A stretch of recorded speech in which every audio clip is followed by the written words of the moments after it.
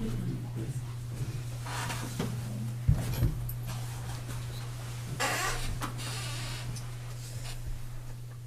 think we can start. This is the Littleton Zoning Board of Appeals. We're in room 103 at 37 Shattuck Street, Littleton, Mass.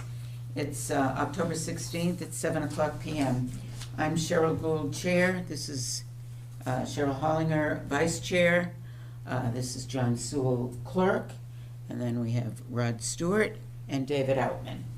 And the first order of business, if you don't mind, since I have a couple of selectmen in the room, is we're going to ask the admin to please write a letter to your board asking if you would elevate alternate David Outman to full member status, since we are short one member, and it's been our tradition to take the alternate up from the alternate seat. Then we can get more alternates. He's already trained. Thank you. Thank you very much, and we'll have the admin write you a letter to remind you. Thank you. First item on the agenda is 7 o'clock review of the minutes. Has everybody had a chance to read them over and review them? Yeah, I have one small change on Go the ahead. second page. It says Callie Hollinger indicated that other houses are close to the road. It is a very small house, and she believes the petition should be granted. So I want, it needs an and, okay. It needs, she believes, Yeah. or she thought. I can't just make a statement Recommends. that way. And she recommends the petition should be granted. Recommends is fine.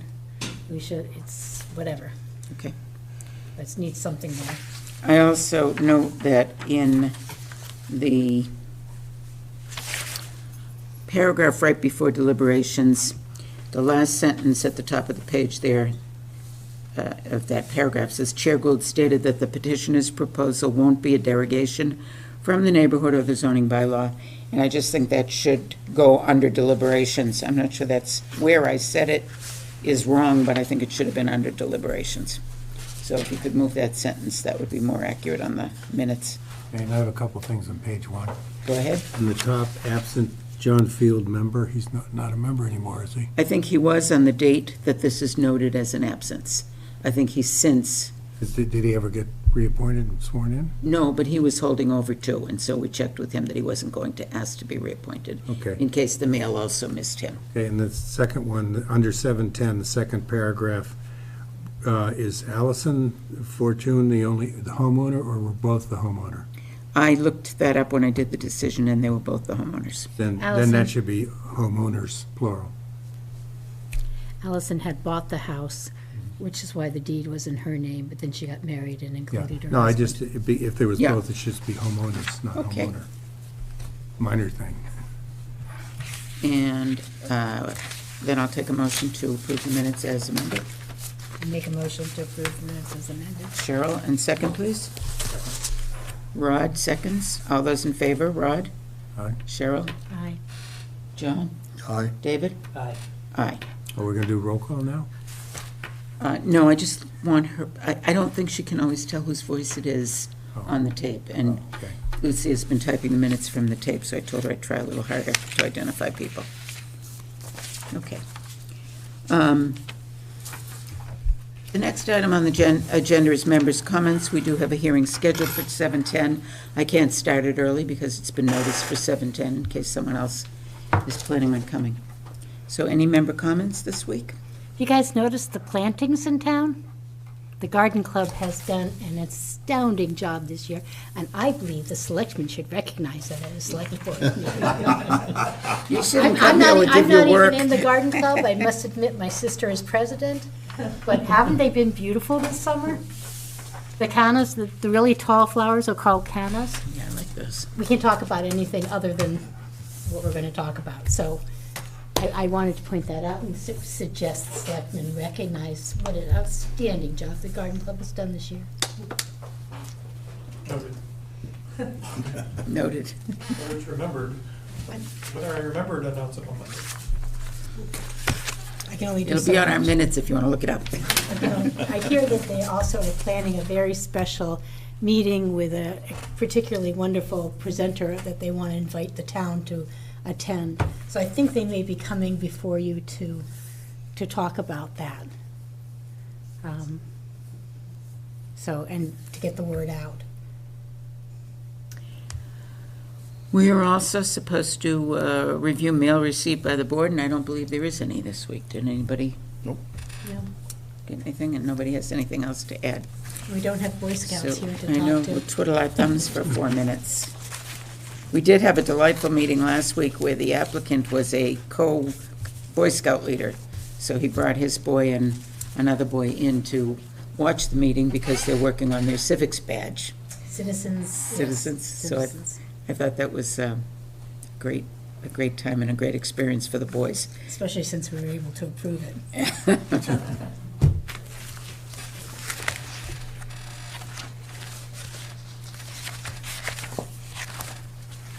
You guys can talk.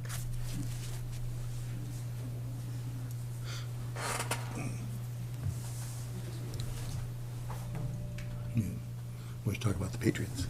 You can talk Patriots? about the Patriots. They're tied for first in the Are division. they doing well? They're tied for first in the division. Yeah. Are they really? Yeah. Actually, they're in first because they're tied with the team, but they beat the team. Oh, They beat the wow. Bills. Bills, yeah. That's terrific. They should have one more win. That Steelers game was terrible. Give up the ball 5 times, you can't expect to win.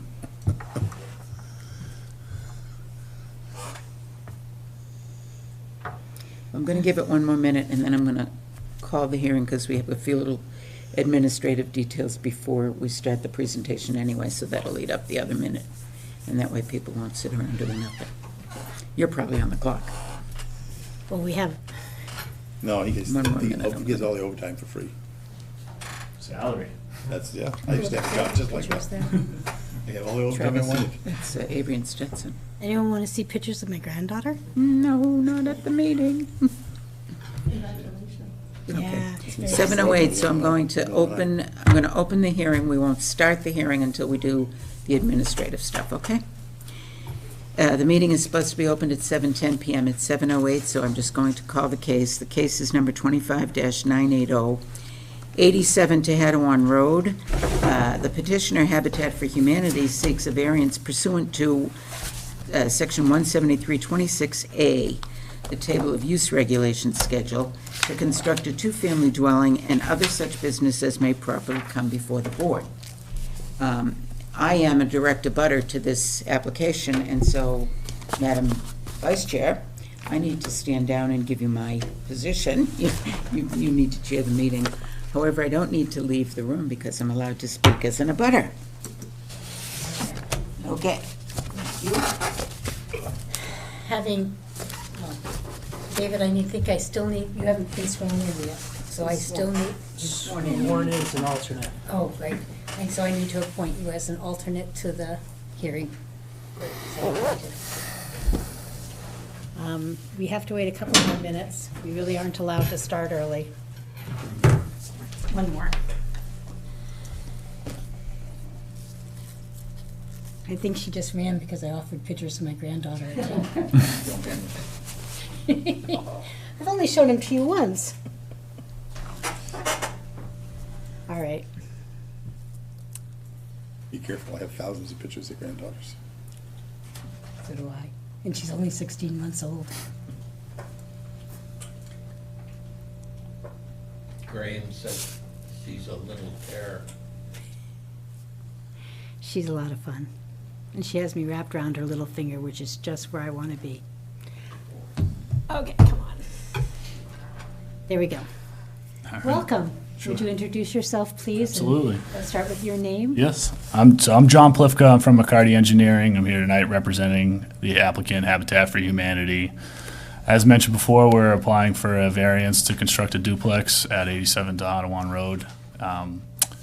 Just to give a brief history of this property, it was actually acquired by Habitat for being the successful bidder in a request for a proposal, RFP, issued by the town to construct a duplex at the property. So, although the duplex isn't an allowed right by use, or use by right in the R zoning district, in order to fulfill the RFP that was approved by the town at the town meeting, we're required to come in front of this board for a variance to construct this duplex. That's my brief overview, but it's a two-family house. Habitat's a nonprofit organization that's trying to provide affordable housing in town, and this property was selected. So it's our position that this property was always intended to be a duplex, and this is more of a, we kind of thought that this was already ironed out at the time of the awardal, and so we're here now in front of you requesting the variance to construct the duplex. Did you want to walk us through the plans? Did you Sure, wanna I can walk you through it. Walk us through. So it's a, like I said, it's a two-family. The unit on the right here is approximately 1,000 square feet, two-bedroom. The other unit is a three-bedroom with a second floor, so that one's not handicap accessible. And how many square feet is the, That one's approximately 1,200. So we're actively going through the conservation approval for this. We filed a notice of intent due to some adjacent wetlands. And last night we had a meeting, or we had a site walk with the commission members, and we're scheduled to be on next week for that continued hearing. The property is going to be serviced by town water and an on-site septic system, proposed a Presby system. And whereas mitigation for the project, when we were walking the site last night, this used to be a field at one point. So there was actually only one tree within 100 feet of the wetland that's gonna have to come down. And so we're proposing, I think, 10 trees along the backside of it as screening for the abutter, the abutting properties. So we're significantly mitigating that one tree removal. There's a lot of invasive species on site. And we're also proposing a dry well to infiltrate the rooftop and provide water quality for that rooftop. So that's my brief overview, but I'd be happy to answer any specific questions you might have. David, do you want to start us off? Just to clarify, other than the fact that duplexes are not an allowed use under the residence zoned area, everything else about the proposal is conforming? That's correct. We're not requesting any dimensional relief. This is just solely for the duplex aspect. Thank you. Right? Yep. So you mentioned you thought that, why does Habitat think they were already allowed to build a duplex? So there was a request for proposal. I have a copy here that I'd be happy to hand to you, but that was issued by the Affordable Housing Trust in Littleton, which explicitly states that 2 units are supposed to be built on this property. So we don't have enough lot area to create a subdivision or an A&R lot to create that secondary lot. So the only avenue of us creating 2 units here is a duplex. And with that said, the Affordable Housing Trust created this parcel in the effort to provide affordable housing and conservation, seeing as there is some restricted areas or regulated areas under the Massachusetts Wetland Protection Act and the Town of Littleton bylaws. So Yeah, no, that's it. Yeah. What's the total square footage of the lot? of the lot, it's 68,000 square feet, a little over 1.5 acres. Okay, and are these units to be sold? They are, so Habitat sells them to qualified candidates. Okay, so for affordable housing. Yes. So is there some kind of deed restriction, so prevent somebody from buying it low and selling high? Yes, it is to be affordable in perpetuity. My only question of what avenues have you considered that would fit our zoning bylaws? I mean, So allow ADUs, this right? is our preferred alternative. We could come in with an ADU. That's not our, first choice, but we're only talking probably 100 square feet difference. to get under the ADU requirements and what we're proposing here. I'm sorry, for the newbie, can you ADU? Oh, yeah, accessory dwelling unit. Thank you. They're allowed by right in Littleton, and up to, I believe, 1,200 feet. So I think that you would fit quite nicely under that. I might have met, we're a little bit over that. I know we talked about, did my math not add up? We're slightly over it by 100 square feet. I think there's a difference between the state requirement and the town requirement. Yes, the state requires 900, The town's larger. the town's larger. It allows it. But it'd be under two owners too, not the accessory dwelling under the same ownership I as know. I know, I'm asking what he considered that could be fit into our zoning bylaws. Right, and we did try to consider the A&R lot, creating that new lot, but we don't have the area for it.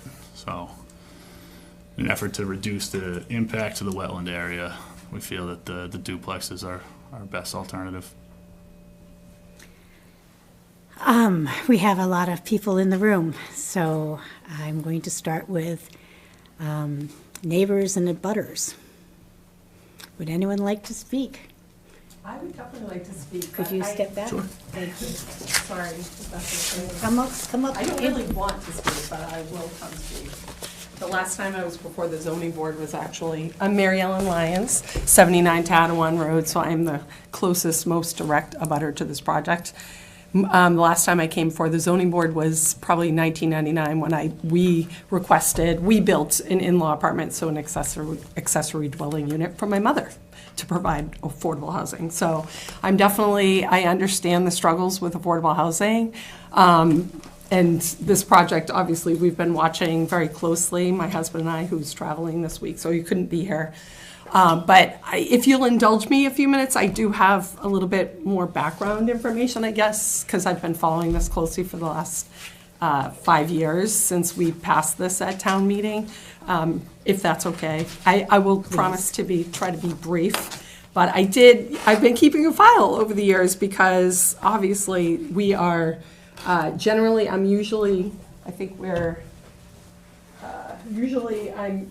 house is actually shown closer to the, on the plans that they've provided, but where they're talking about the septic is basically like feet from our front yards, our front door. So it's obviously been something that we've been watching. We love the work that Habitat for Humanity does. I guess the thing that has never made sense to me is why this couldn't be just a single family house. So I know you said the RFP that you provided was accepted by the town. It actually never went back to town meeting, at least from my notes. But just a little history on this because, again, I know at one point the Brown land was potentially going to be developed and we were, they wanted up to 40 units. But when they had done the testing, there were only actually 2 units that I think were potential for being able to have any kind of a house built on. So it was, they had come to the town or however it happened. The Littleton Conservation Trust highly recommended that we as, people who live in the town vote to be able to purchase that land, to conserve it. And we were very strongly in favor of that. But when I look back at what the Conservation Trust said about this land, it says that it serves as an important open space link between Prouty Woods, conservation land, and the Littleton Town Forest. Additionally, it plays a major role in protecting the headwaters, feeding into Long Lake, preventing pollution, sedimentation, and flooding that helps protect the town's previous investment into preserving Long Lake water quality, and we wholeheartedly agreed. So we were at this town meeting where we voted to approve the land, and as part of that, we didn't expect that there was going to be, sorry, I'm shaking a little bit. This has been a long time coming. The town article that we then voted on in October of 2020 mentioned some of those same primary benefits of this land, which is really important to the town. Maintain the wildlife corridor, continue the green belt from town forest and protected properties to Long Lake, protect the water tributaries because in addition to Long Lake, there's a pond on that property, which I know that they're, working with Conservation Trust on some variants to that. But also there was was an option there was a benefit of providing housing option. So we were not aware, but the Affordable Housing Trust had put in for the funding source $200,000 to actually have an affordable house as part of this whole land deal that we were voting on as a town. So we, at that time, my husband had stood up and talked about the fact that you wanted to know a little bit more about where these actual, like, potential development sites were. One of them they mentioned was abutting our property. The other was on Harwood. So, we mentioned the fact that the septic, obviously with the goals that the Conservation Trust had for preserving Long Lake, it didn't really seem to, logical to put a septic there, and also with all the wetlands on the property. So that did pass. We were happy that passed. And then we were trying to be engaged with the Conservation Trust to find out, next steps, like where is this lot going to be? So I have correspondence going back to 2021 where they're going to walk the site and they're, deciding between the two sites what's a more viable option for this project. It turns out that the site was decided to be at Tehadawon, and the reason I found that out was because there were just people in there, walking around and doing the perk test. So at that point, I had reached out to, I didn't really know, I think the Conservation Trust pointed me towards Maren Toole, who I think is here tonight. And I asked as an abutter, like, are we getting notified as to what's happening? And she told me that they don't require notification to abutters when they're just doing the testing. She recommended that I start listening to the Affordable Housing Trust meetings, which I did start listening to try to just get some idea of what was going on. I didn't think it would be that hard to figure out what was happening in town. So I started listening to those meetings, and for the past 3+ years. I won't bore you, but I took lots of notes. I had lots of emails going back and forth expressing concern with the Littleton Conservation Trust, with the Affordable Housing Committee, and Maren. There's a couple of emails there. But there's just a few things that I just wanted to point out from the meeting minutes, from the affordable housing meetings. So going back all the way to August of 2022, and this is again available for anyone to see on the website. I just printed them out because I didn't, I wanted to check my own notes. So back in 2022, of August 2022, they were already talking to Carolyn Reed from Habitat for Humanity, giving her updates and next steps. One of the concerning lines in these notes is the Affordable Housing Trust engineer asked for information on the amount of bedrooms needed in the house to confirm the septic size is not a constraint. So in my mind, that meant they were starting from like, how many bedrooms do you want? And then we'll work backwards and we will, we'll give you however many bedrooms you want, which was a little concerning for me. They also, I guess the next, I just picked out a few of these things because I felt like some of these have stuck out in my mind as a concern.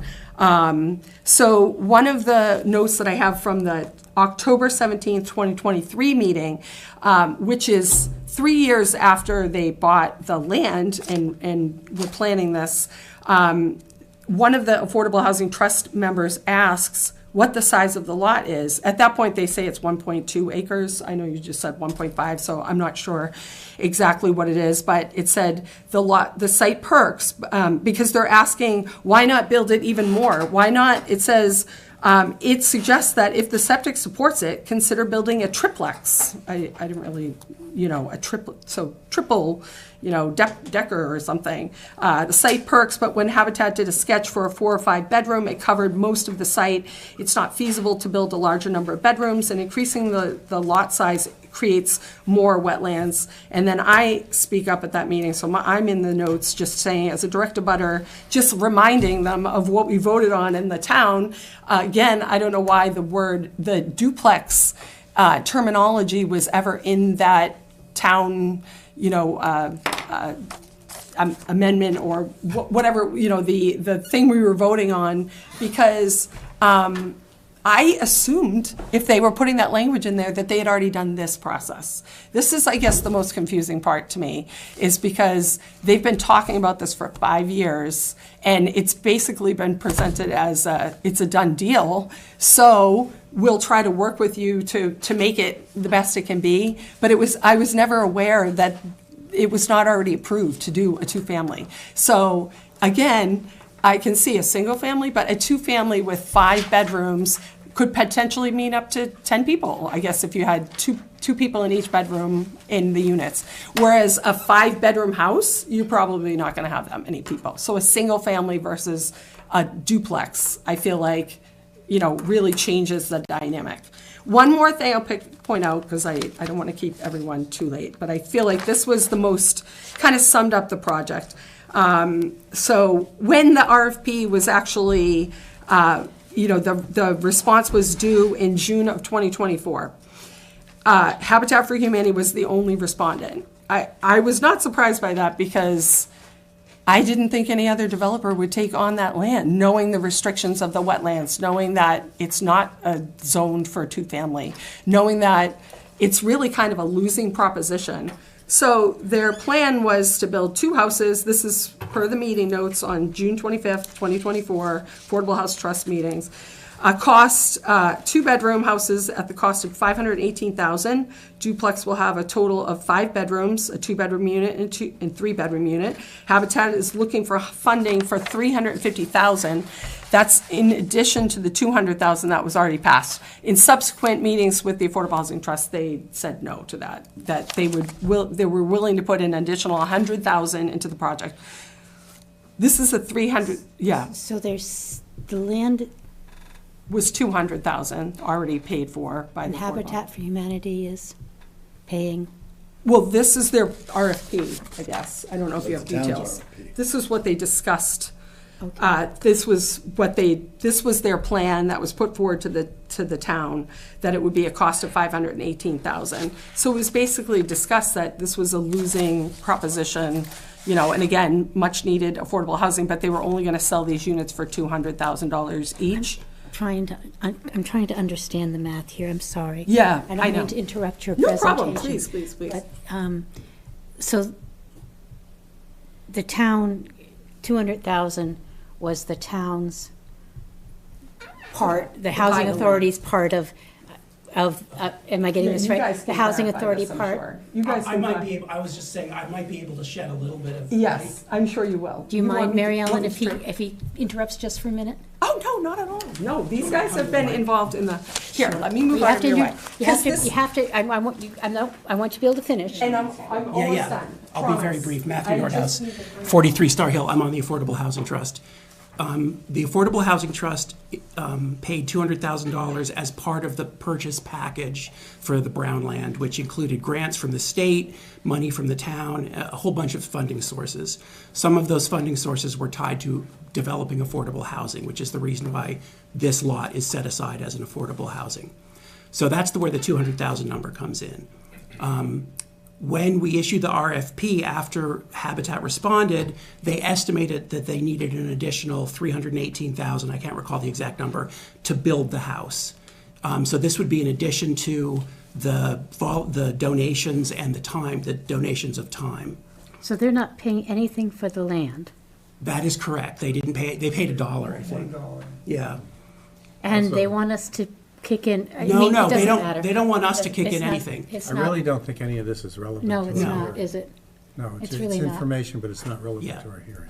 No, They're, it's they're really not asking the town or anybody to put any money in. They're just saying, this is how much we're going to have to fundraise. Okay, Okay. thank you. Rod is correct. Okay. It's really not relevant. Mary Ellen, come on back All up. right, Finish. just to finish, because I know, I appreciate the good work that Habitat does. I know there's a need for affordable housing. I know that, I think a single-family house in keeping with the neighborhood would be perfectly appropriate. I'm sure I would be getting in there with hammers and nails and helping to build this house. I appreciate that the Affordable Housing Trust has been, within the last year, had, listened to our concerns about, preserving as many trees as possible. The Carolyn from Habitat came and did a walkthrough in August, but again, this August, after discussing these plans for 5 years and not knowing that they didn't actually have the variance to be able to build this project, a duplex. She was kind enough to, when we expressed concern about exactly how close that is to our house, she was kind enough to move it a little bit back, 12 feet, I think it was. So, I mean, I just feel like I don't really understand why we voted on a duplex, why it has to be a duplex, especially with the fact that we've just passed, the MBTA Acts, the multi-family, zoning, why this money wouldn't be better used elsewhere where it could help more people and really fit into the zoning in the area rather than a single-family neighborhood. You're not crazy. I feel kind of crazy. No. I actually was the broker for that land Oh, and represented the sellers on it. Okay. And I'm very aware of how the money was. And at no point during that sale or the town meeting was that parcel mentioned to be a duplex. right. It had absolutely nothing to do with the purchase of that land. The town did not vote on it. There was no commitment at that time by the town to do anything other than purchase a lot for Affordable Housing Trust. Okay. I thought I missed that in the notes. You didn't, Okay. just so you know. All right. I was very involved in that. Okay. All right. Yeah. All right. Well, thank you very much. That's Sure. my thoughts. I have a couple observations. It could be. Well, anyone, questions? If they're all Questions for her? finished, yeah. Why don't we let anybody else wants to talk? Oh, did you have a question, Rod? More of a comment. I want to say it now so that developers can comment rather than deliberation. There's no problem at all building a single unit. Everything meets it. To do a duplex, we have to show hardship, et cetera.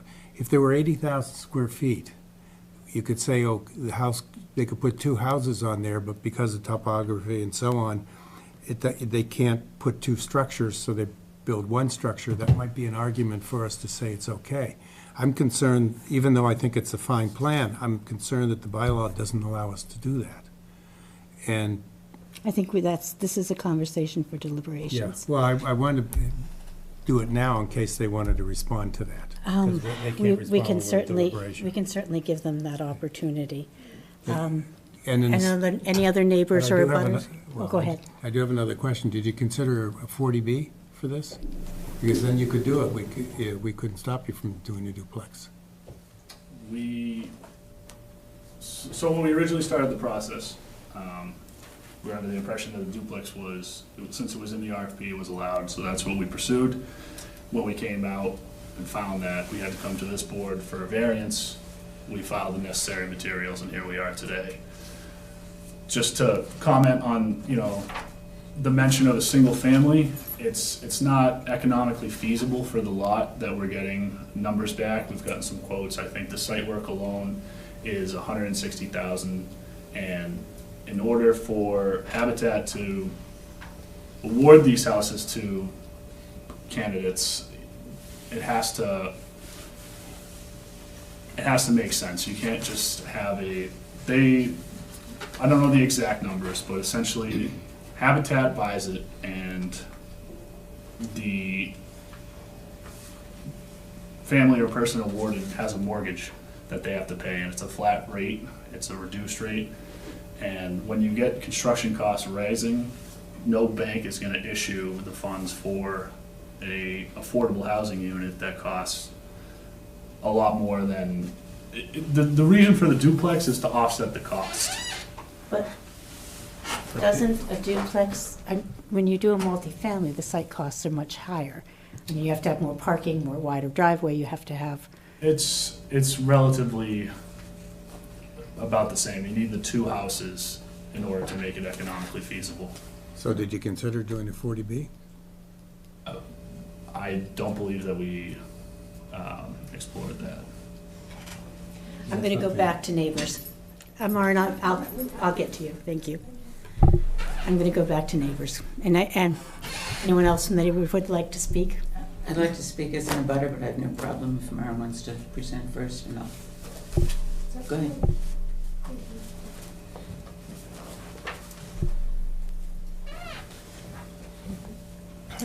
Good evening, Maureen Suhill, Town Planner, Thank you very much for your time on this. As the Affordable Housing Trust was putting together the RFP for this site, for the development of affordable housing, part of the thought process was that there's probably 5 different methods that could be used to get this project approved. You suggested a 40B. Friendly 40B would certainly be one of them. But the applicant, Habitat, has already filed with the state the LIP, LAU, the Local Action Unit process, so that they've already done the legwork for this to be approved in a manner other than 40B. It still could be done, but as you know, that would it would be back in front of you, of this board, for review and approval. And it was mentioned that the ADU bylaw could be used. The question becomes, is it proper to sell each unit separately? I know that's not a question you necessarily. Actually, that is a question we asked town council about. And the answer is no, according to our town council. No, the answer is no, unless he has more information on how you want to do that division. There were several qualifiers in that draft letter. Okay, be that as it may, you're not the town council and neither am I. But So that was a second method that could be considered to use. Well, the first method that they've applied for is for the variance. Well, there's 3 of them right there. that's 2. That's 40B and ADU. And a variance. Okay, you Another mentioned some one. others? Another one could be a dimensional variance for a 0 lot line. So, That the lot is only 1.57 acres, and so it right, can so only be one dimensional, lot. you have the authority to provide a dimensional variance for 2 smaller lots, and then you'd have a 0 lot line. So you'd have the same layout, and there would just be a lot line between the 2 units. One of the problems with, one of the problems This with is doing single that. layer- Single, I'm sorry, I don't understand this, because what you're saying is contrary to all the zoning regulations. I understand. I've been on this board now for, what, Correct. close to 15 years. Would be a request And for we a have never variance. been able to reduce the size of a lot required. Would be a request for a variance for reduced lot size. I don't think we can legally, That would be another method to do this. One of the problems with asking to do it that way is you end up with 2 legal lots, each of which then in the future could add accessory dwelling units. So we imagined that you may not want to go that direction. End up with 4 units instead of the 2 that are proposed. okay. Well, I'm not sure you can actually add additional units because you still have to meet the septic requirement. Right. And if you're barely able to make the septic through special system meet 5 bedrooms, you surely aren't gonna add, 2 or 4 more bedrooms to this lot. Right, septic constraints always have to be taken into account for those. Has the septic system been approved there? Septic would be the next step after. It hasn't Not just- been approved yet. So it hasn't been approved yet, it has been filed. There was a mention about the Presby, and that was more on a size savings and the amount of fill that needed to be brought in.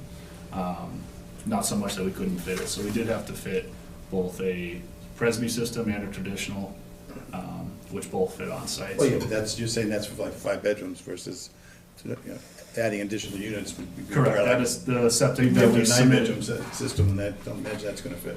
Right, fair enough, yep, the septic we submitted to the Board of Health was for 5 bedrooms. Yep, and part of what I was hoping to hear this evening is if you have if you're not so inclined to approve this or work towards an approval, is what process could you see? A friendly 40B is certainly within our purview. I mean, our zoning bylaws, if you look at section 173(6)B, section 2C, it says that desirable relief may be granted without substantial detriment to the public good or without nullifying or substantially derogating from the intent and purpose of this chapter. And a duplex certainly derogates tremendously from the purpose of this chapter. It really limits our ability. The ZBA is very limited, as you should know, in what we can and cannot grant. And we are required to find hardship due to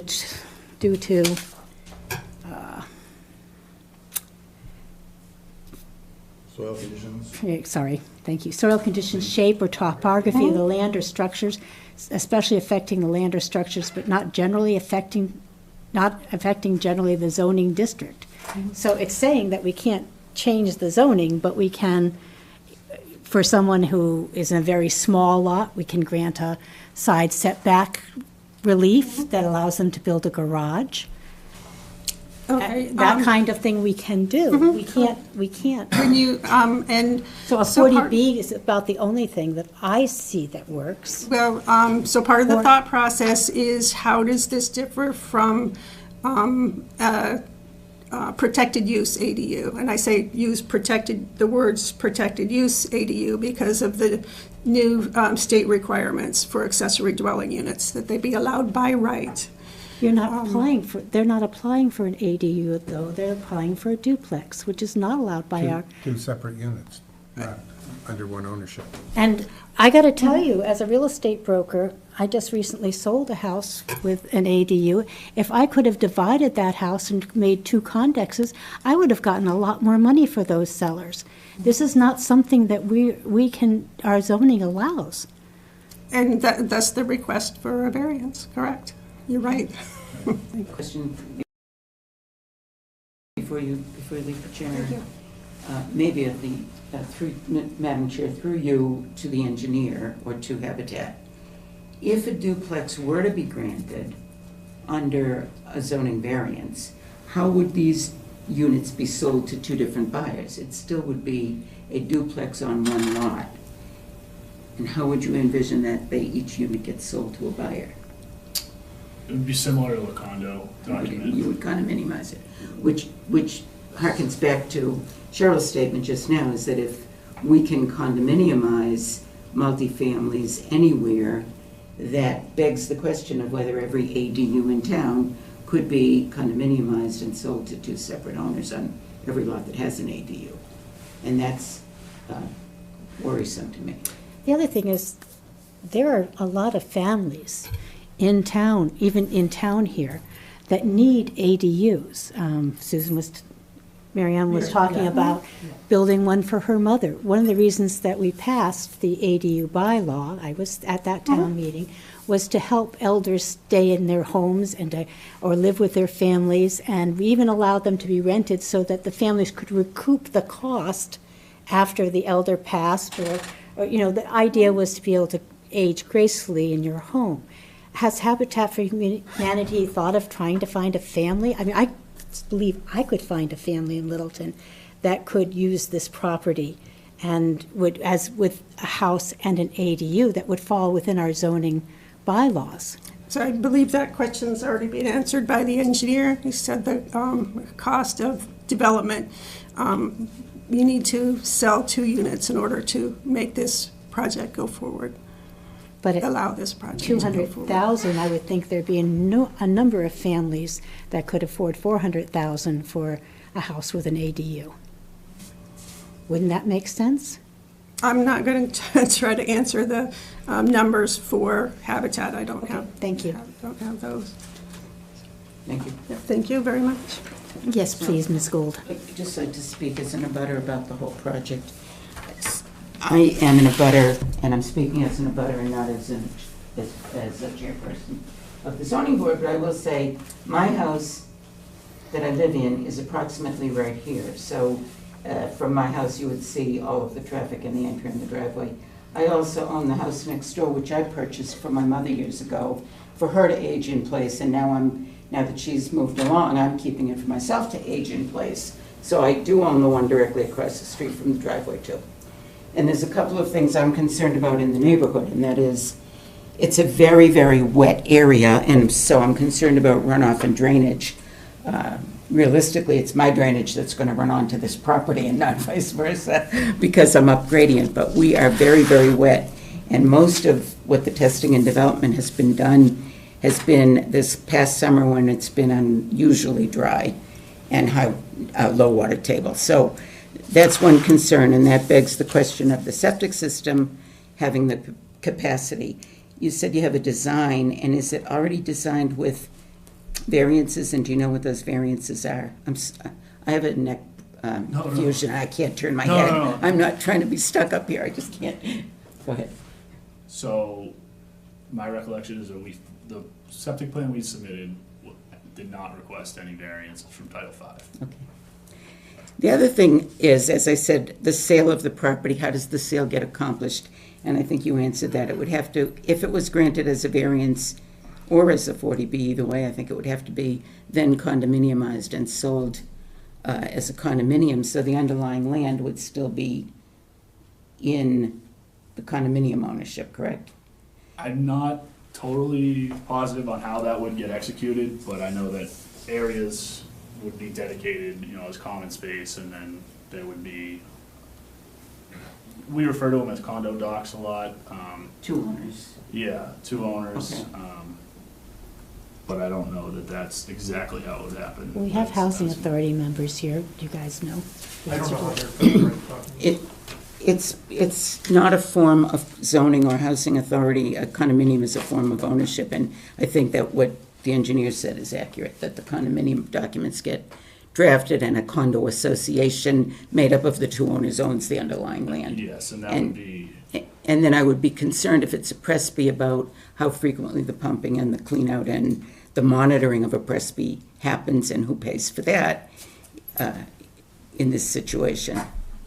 right, so in the event that this was condo, it would be condo association or similar entity would have ownership of the septic, and, whether they contribute funds to that each month or how that's structured, I'm not sure, but the septic would be owned as one, right? Two owners of the dwelling units, each unit, and that, the common areas and, driveway septic would be under common.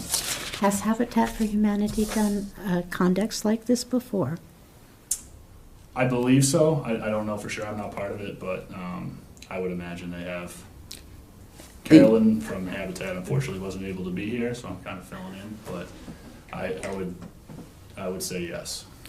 But I believe Carolyn told me that they had just completed a duplex in Air, Yeah. which was their most recent project, which was essentially an identical model to this one. But allowed by the zoning where they were at. Again, perhaps they got a variance, I have no idea. I Yeah. just had just one quick question. Hasn't Habitat built single-family houses? It looks like they have in other towns. Yeah. I was just curious about how that worked with the financials and why that was viable and this is not. I've worked on single-family houses for Habitat for Humanity.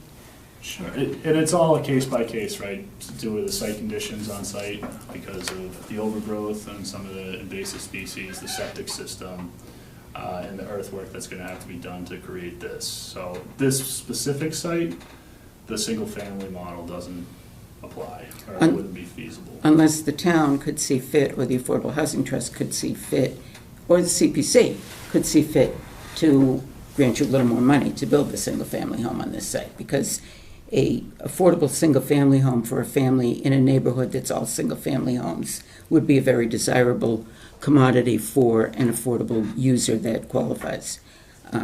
My 2 cents.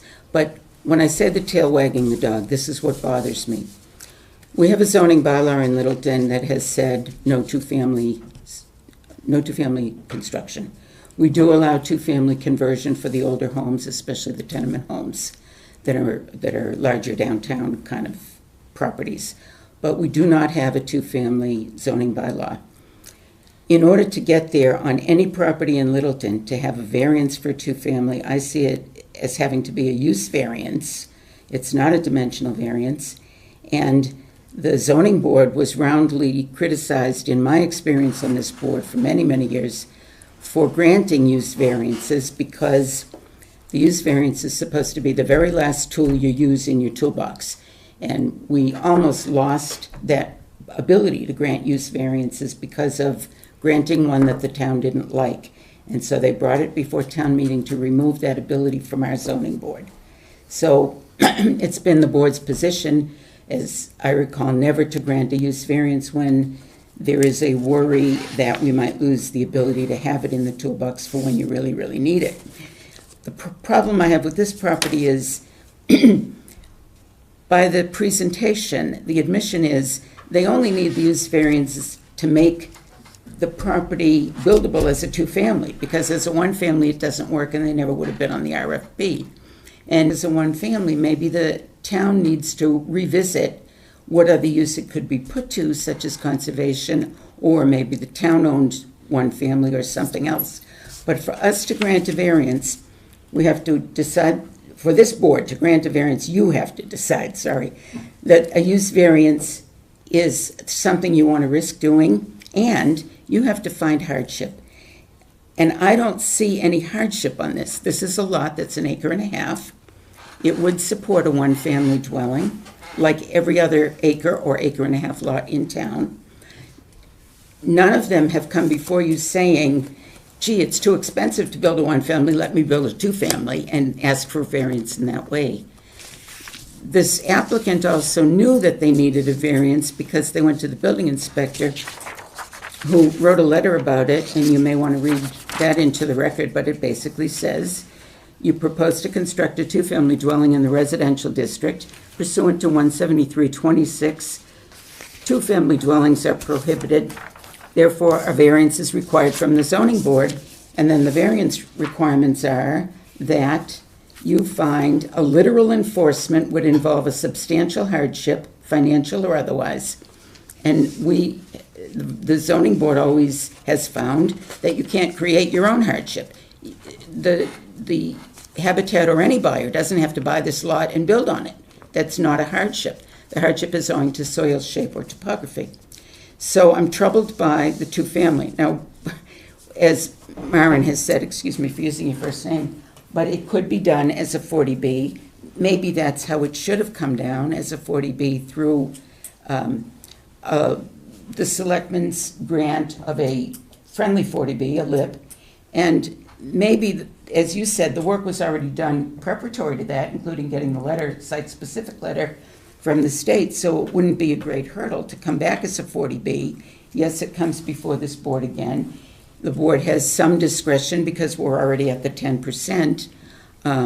However, I don't have a conscientious objection to 2 units being across the street from me. I have a conscientious objection to substantially derogating from the intent and purpose of the zoning bylaw, which is the duty of this board not to do as a variance. I don't like the 0 lot line clearance, I think for the reason that, maybe I have to think that through more, but I think it's introducing a new concept to Littleton that I really think should go before town meeting. If this town wants 2 families on lots anywhere, let's go to town meeting and let the whole board decide. I don't think 4 members here should make the decision to change the zoning bylaw that drastically. And if we're going to change the size of the lots required for our single family, then that definitely needs to go to town meeting. And 0 lot line clearance is done in many communities. It's a very good way to get some housing that's affordable because that marriage wall, I call it, the shared wall, reduces the costs. But I have a problem with this one coming through on a variance this way because of the use variance problems that I have. Again, I don't have a problem with 2 families. The ADU is fine with me. I think I would argue against the ADU being sold to 2 separate families, again, on a basis of creating a precedent where it's no longer an accessory dwelling, but it becomes a principal dwelling once you separate it from the principal dwelling. So I think it has to be, when you ask the question, I think it would have to come in as a 40B. But if it came as a 40B, delightfully, that would give this board in this town a little more flexibility to satisfy a neighbor who feels that the septic and the building might be a little close to her house because that would allow this board to say, push it a little further away from her and a little closer to the wetlands, which this board may have the power to do because on a 40B, you can bypass some of the local zoning. Can I just ask, on the letter from the building inspector, what's the date? September 25, I'll give you the exact date. September 25 of, I'm sorry, September 2025. September 25. So they didn't know at the time that the RFP was filed. They just found out recently. Right, it wasn't. Who's they? Who's they? Habitat did not know that they needed the variance at the time they bid Oh, on the RFP. I understand that. I understand that. But when I say tail wagging the dog, it also sort of, it sort of troubles me, being in town as long as I have, that an RFP was sent out by any boards for a two-family in a town that doesn't allow two-family zoning. That RFP should have been vetted, I think, through Planning board. planning board, town administrator, whoever is in charge of that should have said, wait a minute, we don't have two-family zoning. It went through planning board and through town council. Senior residential development, I'm sorry. That was the other method that could have. It could have been. I mean, so anyway, to finish, I'm sorry I took the floor. I didn't mean to take so much of your time. To finish, you asked how we could see this happening, and my answer and my feeling about it is, I'm not sure I have a strong objection to two families being on that lot. We live, gratefully, we live in a wooded rural area, and I'm not gonna really notice the difference if it's one family or two families, except that it's a bad, bad curve. And when the kids are teenage drivers, it becomes a real problem, but that only happens for a short period of time. But I don't like derogating from the zoning bylaw and creating that as a variance, that's all. Thank you. Thank you. Would anyone else like to be heard? Go ahead, or although it doesn't matter.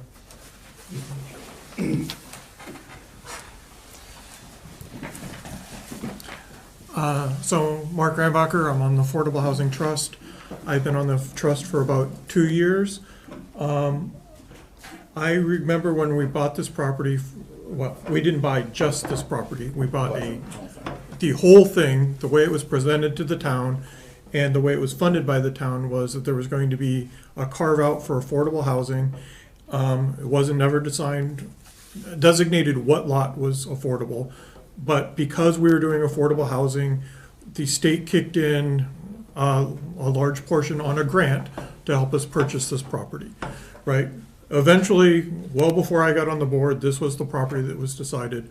When I got on the board, we were already talking about building a duplex. I had no idea we needed any variances of any kind to do a duplex. We've been pushing this. The reason we need the duplex, as Habitat basically said, is it's not viable cost-wise for an affordable housing unit, which I understand single family, non-affordable, you could do something here, but affordables have a lot more constraints on what you can actually do to make it viable.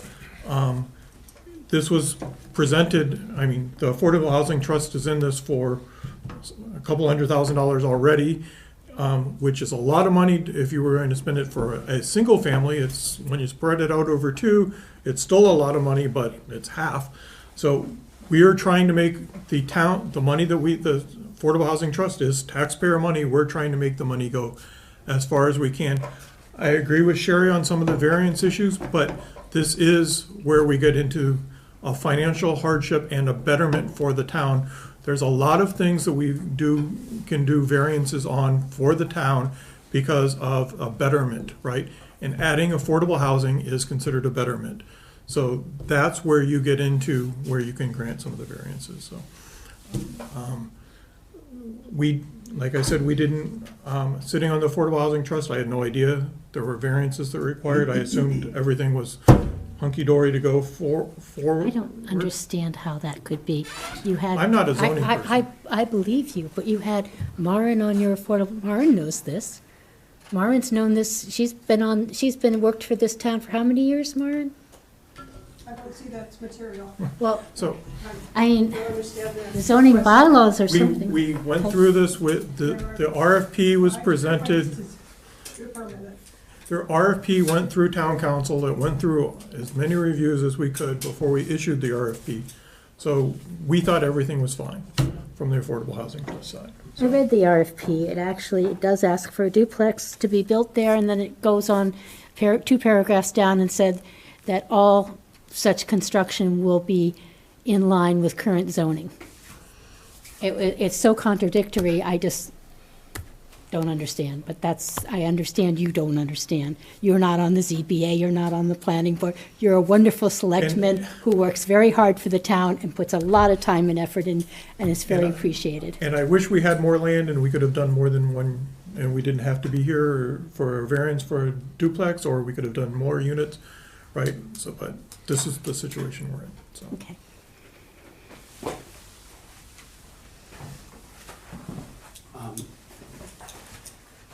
I won't repeat all the things that Mark said. I'm also on the Affordable Housing Trust. I was also equally to blame for issuing an RFP for a duplex when we required a variance, which I didn't know either. I rely a lot on experts every day as a select board member or Affordable Housing Trust member to keep me honest on things I don't understand. And in this case, obviously the process failed. So that's how we got where we are. I would only add, if there was ever a situation where a use variance would be applicable, I believe that trying to build deeply affordable units like this, what's the AMI? Do you know the AMI percentage for these two units? Below 60. Below 60? So we will never find a developer who will build a house. The Affordable Housing Trust is trying to work on the Durkee farmhouse that we were gifted. We are having a very hard time finding any model that succeeds even with the state grants. Finding even with Habitat's donations of time and materials, it's a tough sell. That's why there needs to be a duplex. So if there was ever a reason for doing a use variance, deeply affordable housing in Littleton, which we know is a problem, senior housing, which we know is very scarce, would be the reason to do it, in my opinion. Can I just comment to that, Madam Chair? Matt, if this board says, we buy your argument that the hardship is offset by the betterment, if we bought that argument for 2 here, does that mean that the next developer is going to say, well, then let's put 4 at Durkee, because we haven't been able to get a developer for 1 or 2 there yet, so let's put 4 there? And I'm just curious about where that's the precedent or what I'm worried about establishing by doing this by variance. I think if you said that the precedent was if someone builds deeply affordable, and I mean below 60% AMI housing, and you allow multiple units in a place where you wouldn't allow multiple units, I don't think that would be a problem for 2 reasons. One is it's rare that you're going to find a fiscal model that works. And second, I just don't think there are that many lots where a developer isn't going to simply turn around and build a $1 million, $1.2 million, 3,000 square foot house. $2 million house. Okay. If a builder That's even better. If a builder had that piece of land, that's what they would Right. build now. But I realize you weren't aware you needed a variance and that duplexes weren't allowed by our zoning, and that indeed we aren't allowed to. I mean, you gentlemen appoint us, and because of your appointment, we swear an oath to uphold our zoning bylaws and to do our best for the town to uphold the zoning bylaws. There are ways that fit that wouldn't require us to break our oaths, such as a friendly 40B. The selectmen would have to prove it first. I assume your board would do such a thing for you. And then as a friendly 40B, we have all kinds of ways to make things work and ways to fit things in. I'm telling you this because you have had lack of knowledge on other things, so I'm pointing this out to you as gently as No, I possibly can. thank you, I appreciate that. Because the state created the 40B regulation to allow for this. And there's, what it is, if we have below 10% income restricted properties in Littleton, we can't refuse a 40B. We can try to mitigate impact. We can try to make it fit into the neighborhood as best as possible. We can try to make sure it doesn't impact water resources, and we can oversee how the septic system that the Board of Health is going to have to approve, but we can do all kinds of things. And indeed, we did the 40B down by Avalon on all of that. It took months, but we did it, and it was a huge project, and it works. A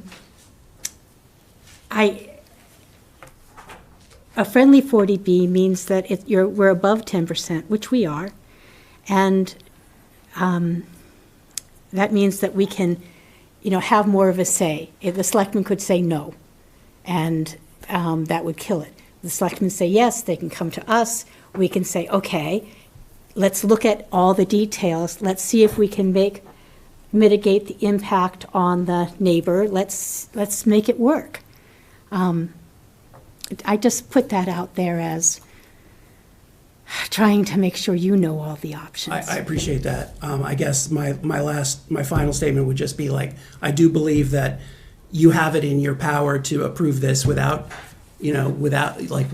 and still maintain your oath, and that I don't think it's going to set a dangerous precedent for Littleton. So that's all I have. Thank you very much. If I can add just one comment to that. As someone who owns a property with an accessory dwelling unit now, with an 89-year-old mother, if she were to pass away, am I then allowed to, sell that as a separate unit? No. Or actually, I know I'm not. I'm just saying that hypothetically because of the precedent that I think I agree with you. We do need housing. I have a son who works at the Littleton Middle School who would never be able to afford to buy a house in this town. And when I contacted you, Marin, and I had asked because of the fact that they were building a two-family, and I didn't realize that was allowed, and apparently it's not allowed. I said, well, geez, I still have a lot of other property. Would I then be able to build another accessory dwelling unit that actually would be ADA accessible, because my mother can no longer do the stairs, and then let my son live in the other one? And you said, no, that is not allowed by the town. We are only allowed one accessory dwelling unit, which I understand, but I just wonder why, certain rules apply to some residents and certain rules don't. And so I think it has to be consistent if we're going to give this waiver. I have to look at that, because I just recently had a builder tell me that you can build unlimited number of ADUs. Okay. But I'm not familiar with our zoning. Does anyone have a book? I think the state allows multiple ADUs, ours currently does not. Yeah. Overall, I'm just saying, Ours just says one. I think it just starts the precedent where how many waivers are we going to give? Because I think there's a huge need, as we all know, for affordable housing, and people are looking for solutions. So if you're going to grant this one, I think it's going to be an ongoing thing with other requests. Is there anyone else who'd like to say something? Yeah, can I respond? Of course you can. So I think those are valid points, but on the other hand, you're not talking about a deed restricted, low income, permanently deed restricted low income unit, which is very different from dividing up a house and selling it for market rate in multiple ways. So again, I think the precedent is not as widespread and dangerous as maybe people fear. That's all. Thank you. I appreciate it. I'd also just add on to that is that, this is, I would say, extenuating circumstances that the RFP was approved by town council and the planning board, and now we're here. Whereas the precedent, if that were to happen again, it would have to be under that same. I'm trying to understand that, because I had to send the RFP to town council. He had never seen it before, so I don't understand how he approved it if he had never seen it before. It came through their office. Jenny Merrill drafted it for us from Harrington. Okay. Yeah. All right. And then just to comment on the 40B, I had some correspondence with some people at the office and members, so it was considered. It's not an option that we want to, proceed with, just due to the time and cost, is trying to keep these as affordable, and that 40B process isn't our most cost-effective way to proceed. I move we close the hearing. Well, are there any more folks that want to talk? There's more folks here. We haven't spoken yet? I'll take Rod's motion. And- Could I, sorry, could Go I ahead. request, so you were just making a motion to, Close the hearing. before you did that, could I request a straw poll vote on whether or not they would, the board would approve a variance for this lot? Well, you have to have 4 out of 4 here. Right, so that's what I was asking for, a straw poll. Sure. Before we have a chance to close and discuss? Yeah, I would like to have a chance to discuss before we decide, decide what my vote's gonna be. But I'm not, Do we have anyone? Straw poll is not binding. We can. No, it's not. If I may, I think the applicant is considering whether or not to ask for continuance while he regroups with his powers that be, because once you close, they're not supposed to add new information. Correct. So I think that's what his Yeah, concern so- is. If that's the case, then that's my recommendation, Well, he wanted to know, to continue. well, Rod is saying he would vote against it at this point. Did you And I say think that you only need 1 out of 4. So Okay, that's your straw poll. I'll take it, so, I'd like to. The rest of us would like to discuss it and talk to each other about it, but Rod is saying no, then you have to have all 4 of us, so that's your straw poll. So if you'd like a continuance? Yes. So blame it on me. And again, I would Sorry. stress the friendly 40B, even though, you know, we're over 10%, I'm totally willing to consider it. Understood, yeah, we'll reconvene and we'll be back at the, so could we request a continuance to the next meeting? Sure. We have to vote on that, don't we? yes, I'll take a motion for a continuance. I so move. Second. We need a place and time. The Um, Next meeting. We know a place. Next meeting. Our next meeting. Our next month. meeting. Yeah, do Okay. we have anything on the agenda? Not yet. November, whatever? Not that I know of, Fourth but it Thursday. doesn't matter. John is, Well, it does for time. Oh, I mean, tell you what day it is. It's the scheduled next meeting for, would be third Thursday. 20th. 20th. that's before Thanksgiving. Okay. Move we continue the hearing to November 20th. Can we move that a 1:45 week? At 7:10. can we move that a week?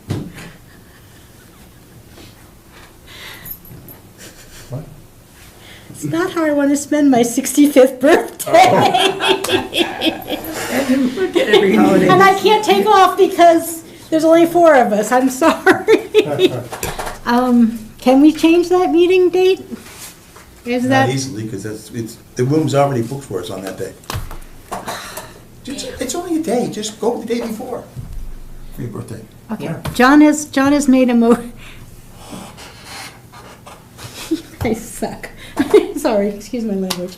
John has made a motion to continue the hearing to November 20th at 7:10. And I believe that David has seconded Correct. that motion. All those in favor, Rod? All right. David? Aye. John? Aye. Cheryl, aye. You are continued till 7:10, November 20th. All right, thank you for your time. See you then. Thank you. Thank you. Thank you. Thank you for coming out. It's always good to hear from neighbors. And thank you especially to our selectmen and our housing authority members who are working really hard on this, I understand. Are we done? We have to close the meeting. I move we close. Any other business before the board? John makes a motion to close the meeting. Do I have a second? Second. All those in favor? Rod? All right. Aye. Aye. Okay, we're closed.